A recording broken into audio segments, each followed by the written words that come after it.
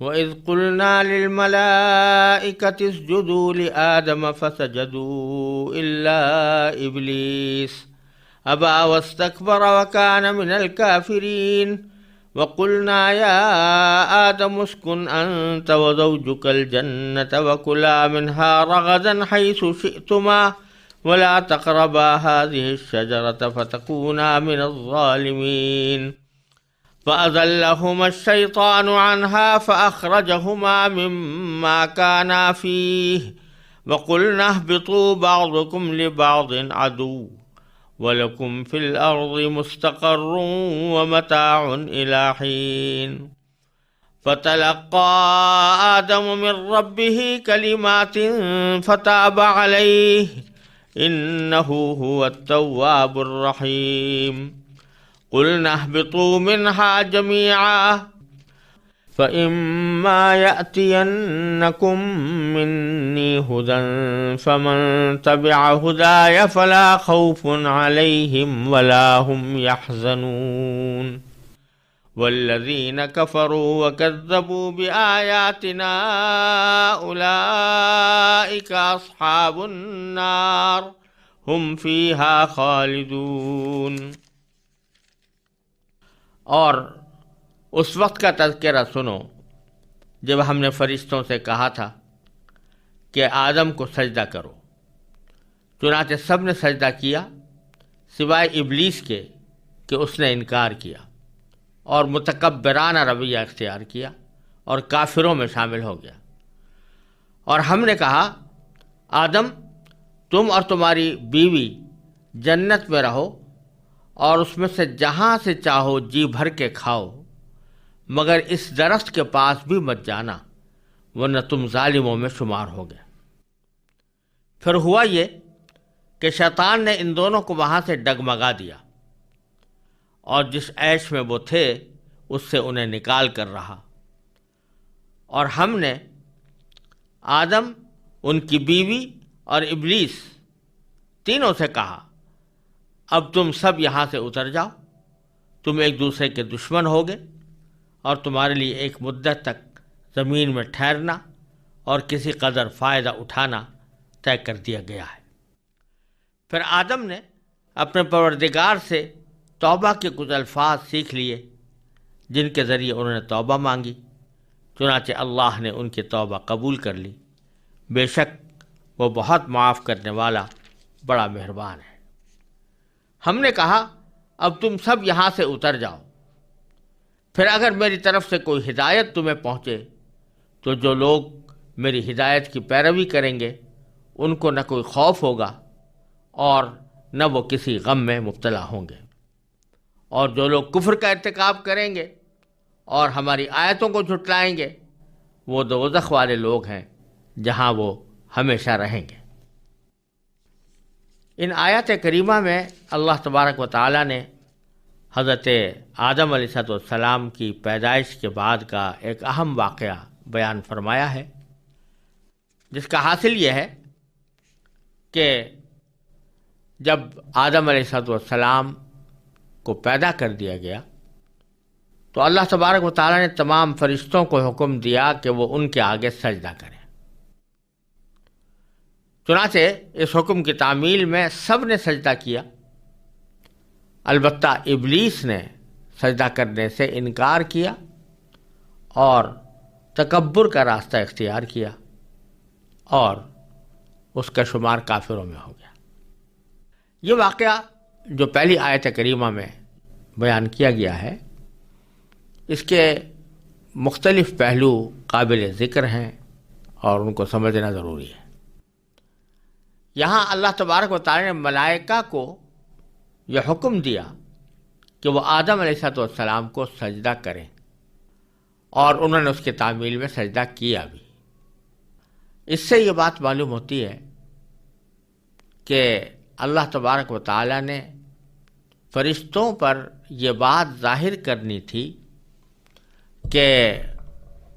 جو مخلوق میں پیدا کرنے جا رہا ہوں، یعنی آدم علیہ السلام اور ان کی اولاد، وہ جب میری اطاعت کے ساتھ زندگی گزارے گی تو اے فرشتوں تم پر بھی فوقیت لے جائے گی، اسی لیے تمہیں حکم دیا جا رہا ہے کہ ان کے آگے سجدہ کرو، ان کو سجدہ کرو۔ کیونکہ شروع میں فرشتے یہ سمجھ رہے تھے کہ تمام مخلوقات میں ہم سے زیادہ کوئی اور اطاعت گزار، عبادت گزار، فرما بردار نہیں ہے، لہذا ان کو یہ خیال بھی پیدا ہوا تھا کہ آپ ایک ایسی مخلوق کیوں پیدا کر رہے ہیں کہ جو زمین میں فساد مچائے گی اور خونریزیاں کرے گی۔ تو اللہ تبارک و تعالیٰ اب ان کے اس خیال کو رد کرنے کے لیے اور ان کے دل میں جو یہ ایک قسم کا گھمنڈ پیدا ہوا تھا کہ ہم سب سے زیادہ افضل مخلوق ہیں، اس کو بھی اللہ تبارک و تعالیٰ نے اس طرح توڑا کہ اللہ تبارک و تعالیٰ نے ان کے اس مخلوق کو جس کے بارے میں وہ یہ کہہ رہے تھے کہ وہ زمین میں فساد مچائے گی اور خونریزیاں کرے گی،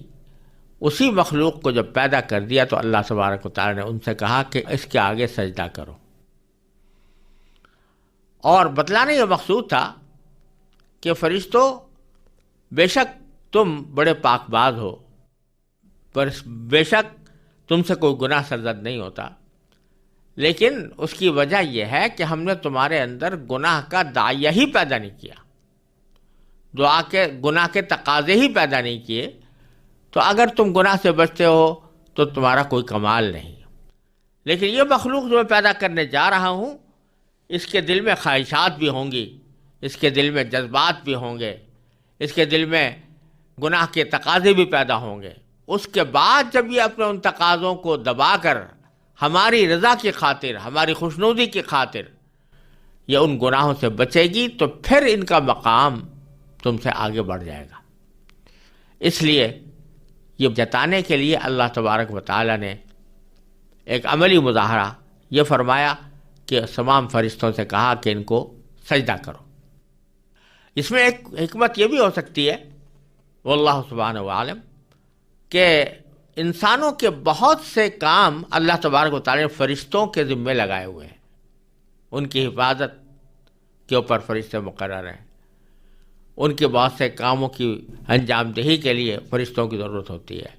ایک حدیث میں آتا ہے کہ انسان کی جسم میں جتنے جوڑ ہیں ان میں سے ہر جوڑ کی حفاظت پر اللہ تعالیٰ نے ایک فرشتہ مقرر کیا ہوا ہے۔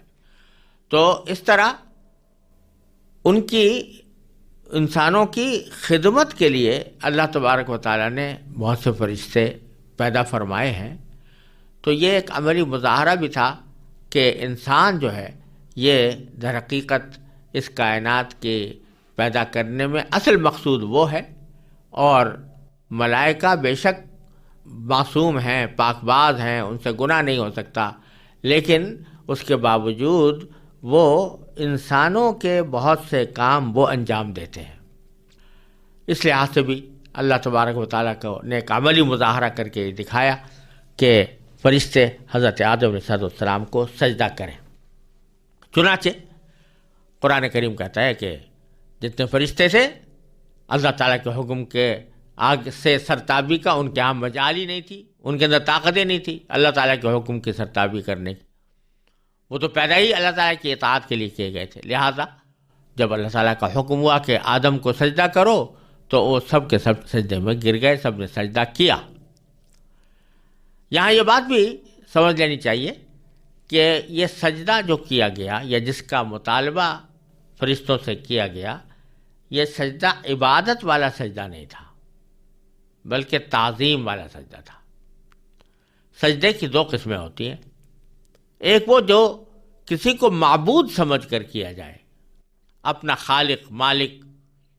کارساز سمجھ کر کیا جائے، وہ تو کہلاتا ہے عبادت والا سجدہ، جیسے ہم نماز میں کرتے ہیں۔ اور یہ سجدہ اللہ تبارک و تعالیٰ کے سوا کسی کو کیا ہی نہیں جا سکتا، اور کسی بھی دور میں، کسی بھی ملت میں، کسی بھی مذہب میں، کسی بھی نبی کے قوم میں اس قسم کا سجدہ اللہ تعالیٰ کے سوا کسی اور کے لیے کبھی جائز ہی نہیں ہوا۔ لیکن ایک دوسرا سجدہ وہ ہے جس کو سجدہ تعظیمی کہتے ہیں، یعنی جس کو سجدہ کیا جا رہا ہے اس کو نہ اپنا مالک سمجھ رہے ہیں، نہ اس کو اپنا خالق سمجھ رہے ہیں، نہ اپنا خدا سمجھ رہے ہیں، بلکہ محض ایک اپنی تعظیم کے اظہار کے لیے، تکریم کے اظہار کے لیے سجدہ کیا جائے، اس کو سجدہ تعظیمی کہتے ہیں۔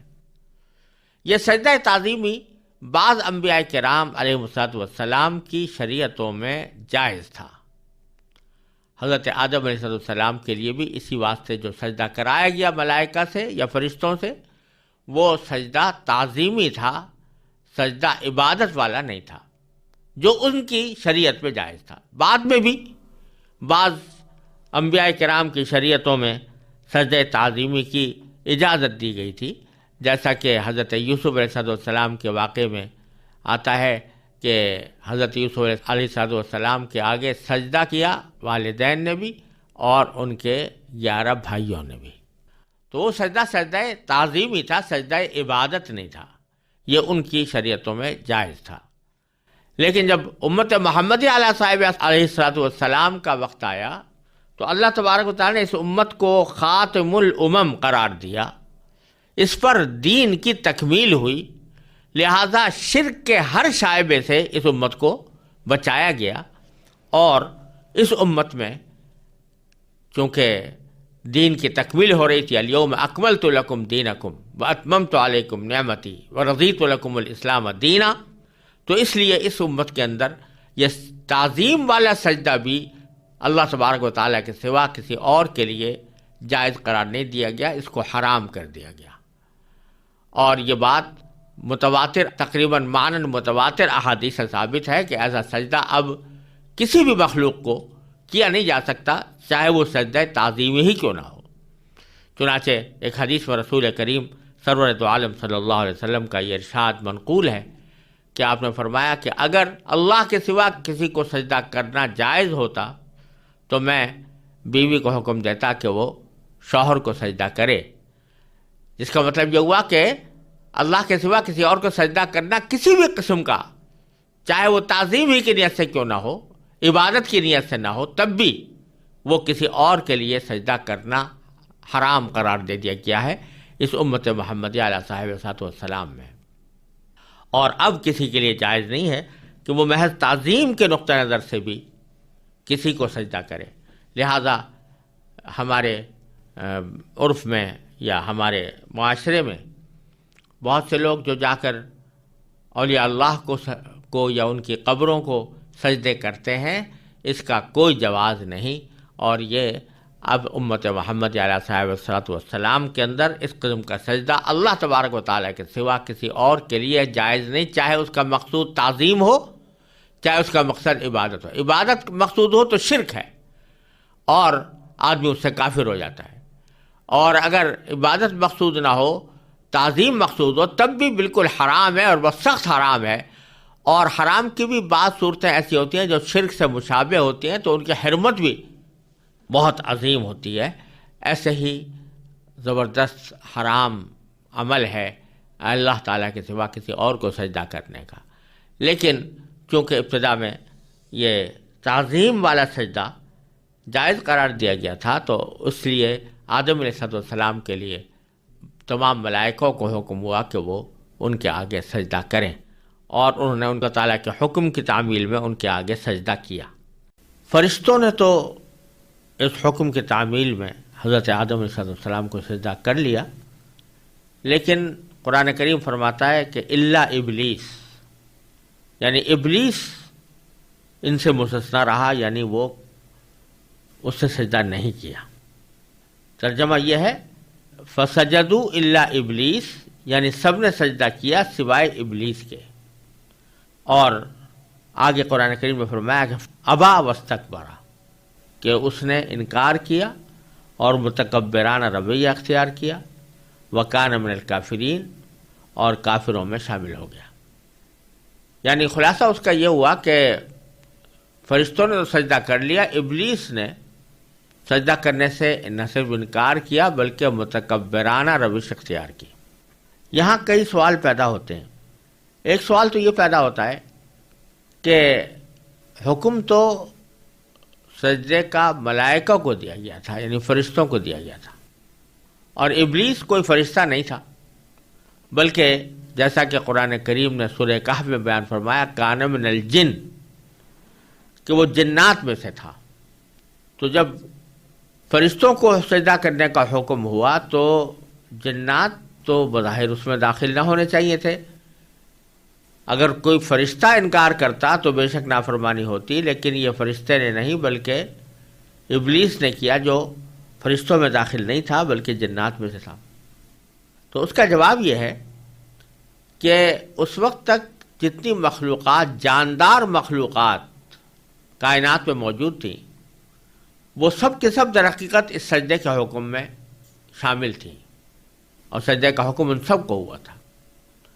اور ملائکہ کا ذکر خاص طور پر اس لیے کیا گیا کہ ان تمام مخلوقات میں سب سے زیادہ افضل مخلوق فرشتوں کی ہے۔ اس واسطے جب ان کا ذکر ہو گیا کہ ان کو سجدے کا حکم ہوا ہے، تو خود بخود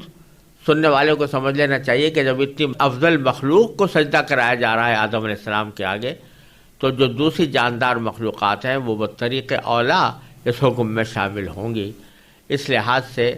وہ در حقیقت جنات بھی شامل تھے، اور جتنی اس وقت جاندار مخلوقات تھیں وہ سب کے سب اس حکم کے اندر شامل تھی، حکم کی مخاطب تھی، لہذا ان پر بھی اس کی تعمیل لازم تھی۔ لیکن ابلیس جو جنات میں سے تھا، جیسا کہ سورہ کہف میں مذکور ہے،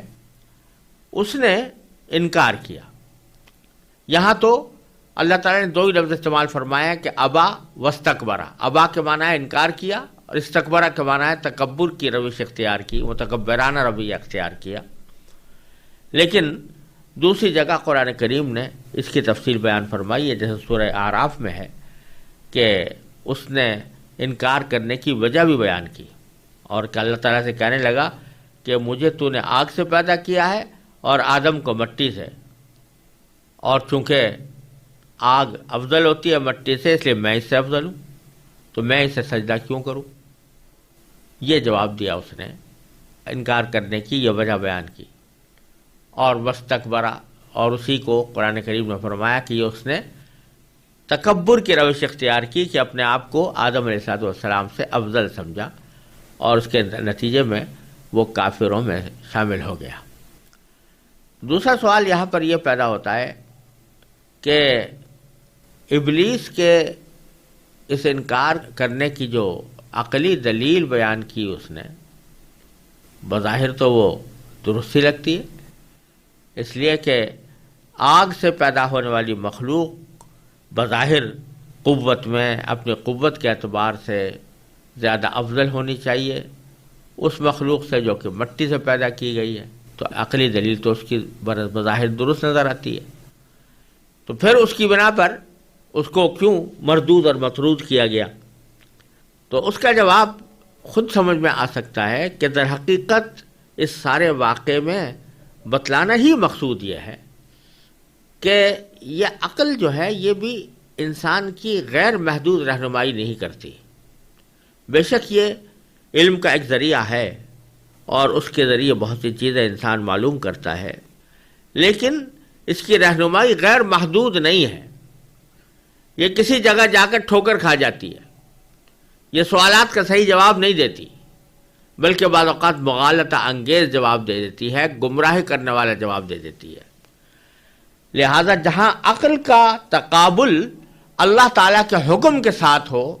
تو وہاں ایک سلیم الطبع مخلوق کا تقاضا یہ ہے، اس کی فطرت کا تقاضا یہ ہے کہ وہ اللہ تعالیٰ کے حکم کو اپنی اس عقلی دلیل کے اوپر ترجیح دے کر اللہ تعالیٰ کے حکم کی اتباع کرے، اور اپنی عقل کو اس کے آگے جھکا دے۔ یہی در حقیقت دین کا خلاصہ ہے کہ آدمی اپنی عقل کو، اپنی طبیعت کو عقل کے اوپر غالب نہ ہونے دے، اور عقل کو شریعت پر غالب ہونے نہ دے۔ یعنی جہاں اللہ تعالیٰ کی طرف سے واضح حکم آ جائے کہ فلاں کام کرنا ہے، تو چاہے تمہاری وہ سمجھ میں آ رہا ہو یا نہ آ رہا ہو، چاہے تمہاری عقلی دلیلیں اس کے خلاف رہنمائی کر رہی ہوں، تو ان عقلی دلیلوں کو سمجھو کہ یہ دھوکہ ہے، اور اللہ تعالیٰ کا حکم برحق ہے، اسی کے مطابق عمل کرنا چاہیے، اور اس کے مطابق ہی عمل کرنا تمہارے ذمہ واجب ہو جاتا ہے۔ یہاں بھی اس نے جو عقلی دلیل پیش کی، وہ عقلی دلیل کوئی اتنی غلط نظر نہیں آتی، لیکن اللہ تبارک و تعالیٰ کے حکم کے مقابلے میں چونکہ اس نے یہ دلیل پیش کی، اس واسطے وہ مردود اور مطرود ہوا، اور وہ اس کے بارے میں فرمایا گیا کہ کان من الکافرین۔ اور اسی بات کو کی طرف اقبال مرحوم نے بڑے خوبصورت انداز میں ایک شعر کے اندر اشارہ کیا ہے کہ صبح ازل یہ مجھ سے کہا جبرائیل نے، صبح ازل یہ مجھ سے کہا جبرائیل نے، جو عقل کا غلام ہو وہ دل نہ کر قبول۔ یعنی اللہ تبارک و تعالیٰ کی محبت، اللہ تعالیٰ کی اطاعت، یہ تو انسان کی سرشت میں داخل ہے، اس کے دل کا تقاضا ہے، اور اس وجہ سے اس دل کا تقاضا یہ ہونا چاہیے کہ جو حکم اس کی طرف سے آ رہا ہے یا جو ہدایت اس کی طرف سے مل رہی ہے، وہ میرے لیے وہی واجب التعمیل ہے، اور چاہے میں اس کی حکمت سمجھ پا رہا ہوں یا نہ سمجھ پا رہا ہوں، اس کی مصلحت میری عقل میں آ رہی ہو یا نہ آ رہی ہو، لیکن جب اللہ تعالیٰ کا صریح حکم آ گیا تو مجھے اس کے آگے سر جھکانا چاہیے۔ تو اللہ تعالیٰ نے یہاں یہ وجہ ابلیس کے انکار کی بیان فرمائی کہ در حقیقت وہ متکبر تھا، تکبر میں مبتلا ہو گیا، اور اس نے اس کو تکبر نے اس گمراہی کی طرف ڈال دیا۔ ہمارے حضرت حکیم الامت مولانا اشرف علی صاحب تھانوی رحمۃ اللہ علیہ نے اس کو ایک اور پیرائے میں تعبیر فرمایا ہے۔ وہ فرماتے ہیں کہ ابلیس کے بارے میں بعض روایات سے معلوم ہوتا ہے کہ وہ عالم تھا، علم رکھتا تھا، اور اچھا خاصا علم رکھتا تھا، لہذا عالم تھا۔ دوسرا یہ کہ یہ بھی بعض روایات سے معلوم ہوتا ہے، اگرچہ وہ روایات کوئی بہت زیادہ مضبوط نہیں ہیں، لیکن ان کو بالکل یہ رد بھی نہیں کیا جا سکتا کہ وہ ایک عابد بھی تھا، یعنی عبادت گزار تھا۔ اس واقعے سے پہلے اللہ تعالیٰ کی عبادت میں وہ بھی شامل ہوتا تھا۔ تو عالم بھی تھا، عابد بھی تھا، اور عاقل بھی تھا، یعنی اس معنی میں عقل کے عقلی دلیل جو پیش کی وہ بظاہر دیکھنے میں درست لگ رہی ہے۔ تو عاقل بھی تھا، عابد بھی تھا، عالم بھی تھا، لیکن حضرت فرماتے ہیں کہ عاشق نہیں تھا،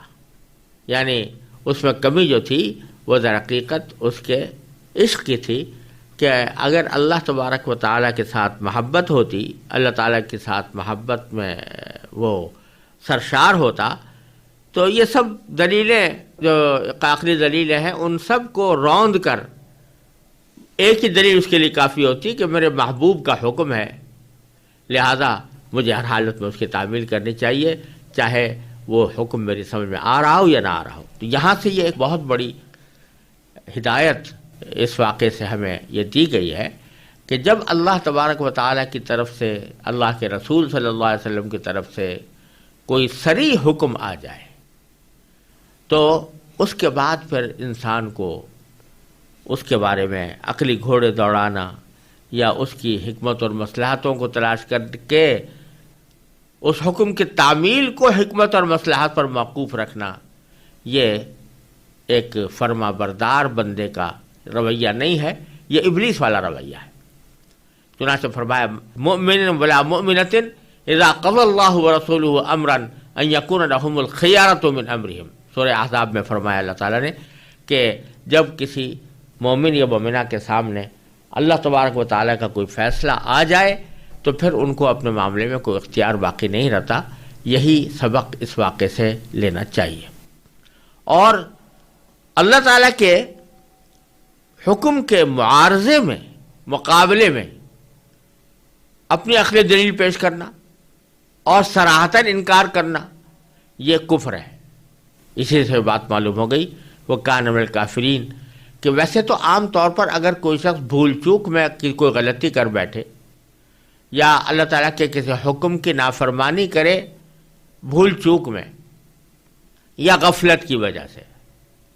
تو اس کی وجہ سے وہ کافر نہیں ہوتا۔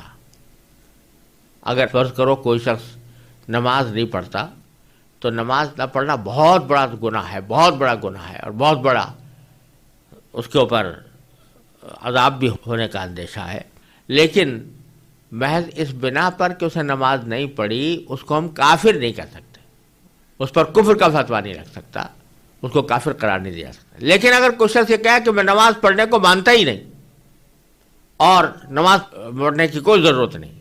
الیاذ باللہ، کوئی شخص اس کو انکار کرے تو اللہ تعالیٰ کے حکم کے انکار کو اور اس کو برملا رد کرنے کو کفر قرار دیا گیا ہے۔ اسی لیے فرمایا کہ اس نے، ابلیس نے انکار کیا اور تکبر کی روش اختیار کی، وَكَانَ مِنَ الْكَافِرِينَ، اور وہ کافروں میں شامل ہو گیا۔ پھر اگلی آیت میں اللہ تبارک و تعالیٰ فرماتے ہیں کہ جب یہ واقعہ ہو چکا، آدم علیہ السلام کو سجدہ کیا جا چکا،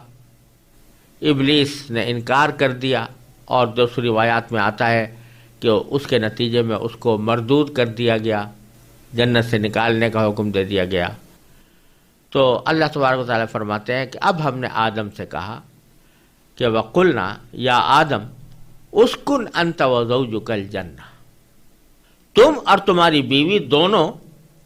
اس جنت میں رہو،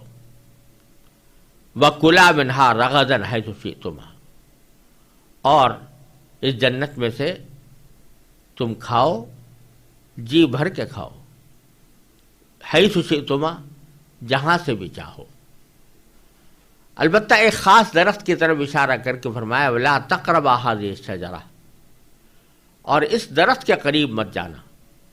فَتَكُونَا مِنَ الظَّالِمِينَ، یعنی اگر اس کے قریب تم گئے تو اس کا نتیجہ یہ ہوگا کہ تم ظالموں میں شمار ہو گئے۔ خلاصہ یہ کہ آدم علیہ السلام کی تخلیق کے بعد اور فرشتوں کے ذریعے ان کو سجدہ کرانے کے بعد اللہ تبارک و تعالیٰ نے آدم علیہ السلام کو جنت میں رہنے کی تاکید فرمائی، اور یہ فرمایا کہ اس میں جو تمہارا جی چاہے اس میں سے کھا سکتے ہو، اور جہاں سے چاہو کھا سکتے ہو، یہ آزادی ان کو عطا فرما دی۔ البتہ ایک درخت کے بارے میں کہا کہ اس کے قریب مت جانا۔ اس آیت میں چند نکتے قابل غور اور قابل ذکر ہیں جن سے ہمیں رہنمائیاں ملتی ہیں۔ وہ یہ کہ اللہ تبارک و تعالی نے جب یہ فرمایا کہ آدم تم اور تمہاری بیوی دونوں جنت میں رہو، تو یہاں اللہ تبارک و تعالی نے آدم علیہ السلام کا ذکر الگ فرمایا اور بیوی کا ذکر الگ فرمایا۔ یہ نہیں کہہ دیا کہ تم دونوں یہاں پر رہو، بلکہ بیوی کا خاص طور پر الگ سے نام لیا۔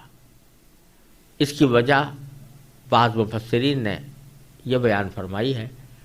کہ اس میں یہ اشارہ مقصود ہے کہ جہاں تک رہائش کی سہولیات کا تعلق ہے تو اس میں میاں اور بیوی دونوں ایک ساتھ زندگی گزاریں، تو یہی فطرت کا تقاضا ہے۔ اور ایک ساتھ زندگی گزارنے میں ان کو یہ چاہیے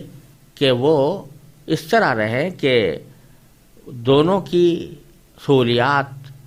مد نظر ہوں، اور جس جگہ شوہر رہے وہیں پر بیوی بھی رہے، انت و زوجک، تم اور تمہاری بیوی۔ لہذا اس میں اس بات کی ایک طرح سے خفیہ ہدایت موجود ہے کہ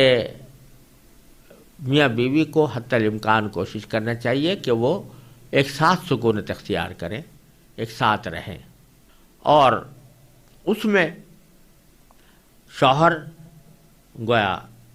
شوہر ایک طرح سے وہ اصل ہے اور بیوی سکونت میں اس کی تابع ہے، یعنی جہاں شوہر رہے وہاں پر بیوی بھی رہے۔ دوسرا مسئلہ یہ کہ آگے جب یہ فرمایا کلا منہا رغدن، تو وہاں بیوی کا الگ ذکر نہیں کیا بلکہ تثنیہ کا صیغہ اختیار کر کے فرمایا تم دونوں اس جنت سے کھاؤ جی بھر کر۔ تو دونوں کے کھانے میں یہ الگ الگ بیوی کا نام نہیں لیا گیا، تو اس کی وجہ بعض مفسرین نے بیان کی، ایسے یہ نقطہ نکالا ہے کہ کھانے میں کوئی ایک دوسرے کا تابع نہیں ہوا کرتا، کھانا ہر ایک اپنی مرضی کے مطابق کھاتا ہے، اور کسی کو کوئی چیز پسند ہوتی ہے، کسی کو کوئی چیز پسند ہوتی ہے، لہٰذا ضروری نہیں کہ جو چیز شوہر کو پسند ہو بیوی بھی وہی پسند کرے، بلکہ دونوں اپنی اپنی مرضی کے مطابق کھائیں۔ اور حیث شئتما، یہ حیث شئتما کے معنی جہاں سے چاہو، یعنی پوری جنت تمہاری ہے، جنت کا تمام علاقہ تمہارا ہے، جہاں سے چاہو جس جگہ سے چاہو جی بھر کر کھا سکتے ہو۔ اس میں اشارہ اس بات کی طرف ہے کہ انسان کو آزادی اگر ملے کہ وہ جہاں چاہے جا سکے، چلنے پھرنے پر اس کی کوئی قدغن نہ ہو، تو یہ ایک نعمت ہے، کیونکہ اگر اس کو کسی جگہ میں محدود کر دیا جائے تو ایک قید ہے کہ اس سے باہر نہیں جا سکتے، لیکن حیث شئتما کہہ کر ان کو کھلی آزادی دے دی گئی کہ تمہارے نہ کھانے پر کوئی پابندی ہے، نہ تمہاری نقل و حرکت پر کوئی پابندی ہے، جہاں چاہو جا سکتے ہو جنت میں، اور وہاں سے جو کچھ بھی تم کھانا چاہو وہ کھا سکتے ہو۔ البتہ ایک درخت کے بارے میں فرمایا وَلَا تَقْرَبَا هَٰذِهِ الشَّجَرَةَ، اس درخت کے قریب مت جانا، کیونکہ اگر اس درخت کے قریب گئے تو تمہیں ظالموں میں شمار کر لیا جائے گا۔ یہ درخت کون سا تھا، اس کی تعین قرآن کریم نے نہیں کی۔ بعض روایتوں میں آتا ہے کہ گندم کا تھا، بعض میں آتا ہے کہ انگور کا تھا، لیکن کوئی بھی روایت اتنی پکی نہیں ہے کہ اس کی بنا پر یقین کے ساتھ کہا جا سکے کہ یہ کون سا درخت تھا۔ جب قرآن نے اس کی تعین نہیں کی تو ہمیں کوئی ضرورت نہیں ہے کہ اس کی تعین میں پڑھیں اور اس بحث میں پڑھیں یا اس کی تحقیق میں اپنا وقت صرف کریں کہ یہ درخت کون سا درخت تھا۔ بہرحال ایک درخت تھا جس کے بارے میں اللہ تعالیٰ نے فرمایا کہ اس کے قریب مت جانا۔ اصل مقصود تو یہ تھا کہ اس درخت کا پھل مت کھانا، اصل ممانعت تو پھل کھانے کی کرنی مقصود تھی، لیکن اس کے لیے عبارت یہ استعمال فرمائی یا الفاظ یہ استعمال فرمائی لا تقربا هذه الشجرہ، اس کے قریب بھی مت پھٹکنا، قریب بھی مت جانا۔ تو اس سے یہ بات نکل رہی ہے کہ جب کوئی چیز ممنوع قرار دے دی جائے اور کسی چیز کو حرام اور ناجائز قرار دے دیا جائے تو وہ چیز تو ممنوع ہو ہی جاتی ہے، لیکن اس چیز تک پہنچنے کے جو ذرائع ہیں ان ذرائع سے بھی انسان کو پرہیز کرنا چاہیے۔ یعنی وہ ذرائع اگرچہ فی نفسی مباح ہوں، جائز ہوں، لیکن ان سے بھی انسان کو پرہیز کرنا چاہیے، کیونکہ بسا اوقات آدمی قریب پہنچنے کے بعد پھر اس گناہ میں مبتلا ہو ہی جاتا ہے۔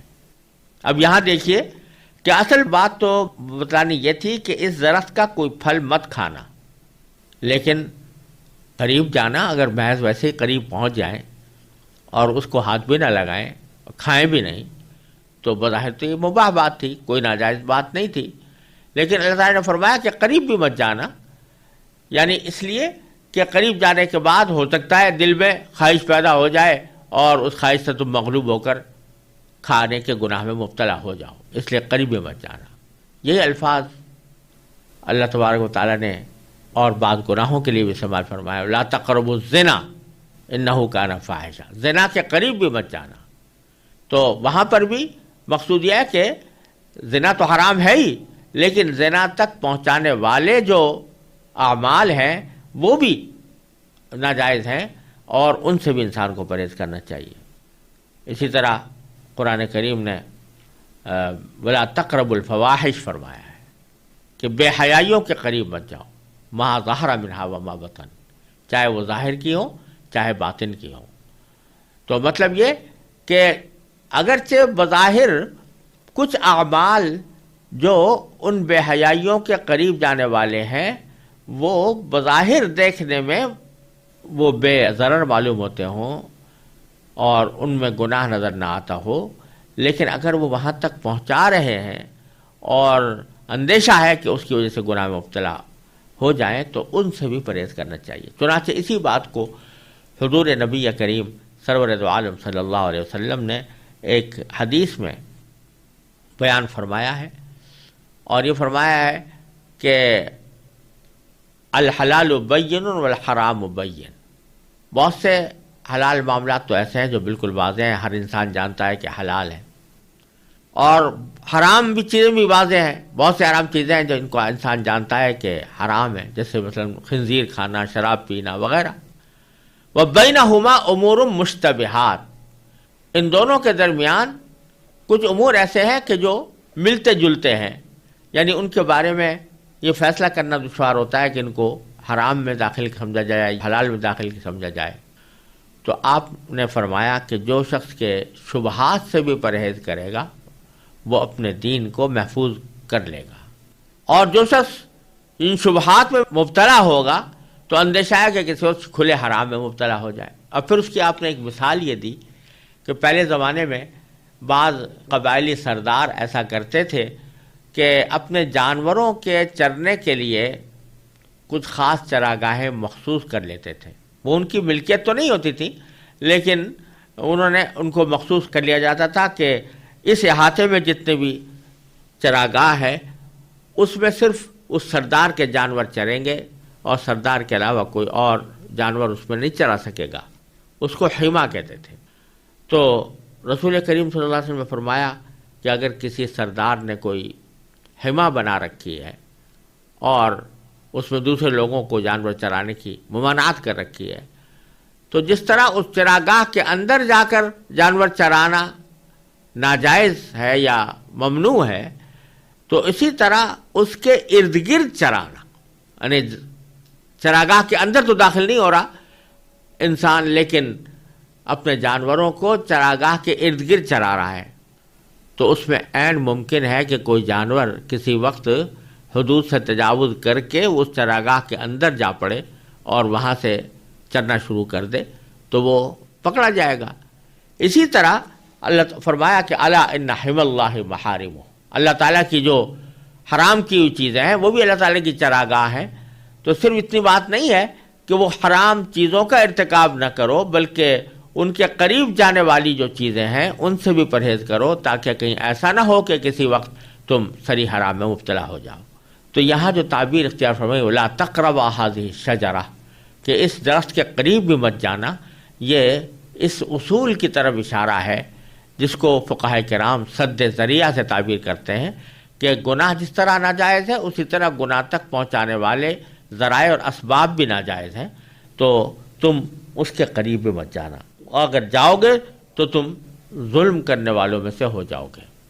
ظالمین کا لفظ یہاں پر اللہ تبارک و تعالی نے نافرمانی کے معنی میں استعمال کیا ہے۔ ظلم کے لفظی معنی تو یہ ہوتے ہیں کہ جس کی تعریف عام طور سے یہ کی جاتی ہے کہ وضع الشیء فی غیر محلہ، یعنی کسی چیز کو بے جا استعمال کرنا، اس کو ظلم کہتے ہیں۔ لیکن یہ لفظ بڑا عام ہے، اس میں ہر وہ چیز بھی داخل ہو جاتی ہے جو اللہ تعالیٰ کی نافرمانی پر مشتمل ہو، شرک بھی اس میں داخل، ان الشرک لظلم عظیم، قرآن کریم نے فرمایا کہ شرک بڑا عظیم ظلم ہے۔ اسی طرح قرآن کریم گناہ کرنے کو بسا اوقات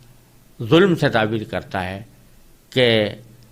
ظلموا انفسہم،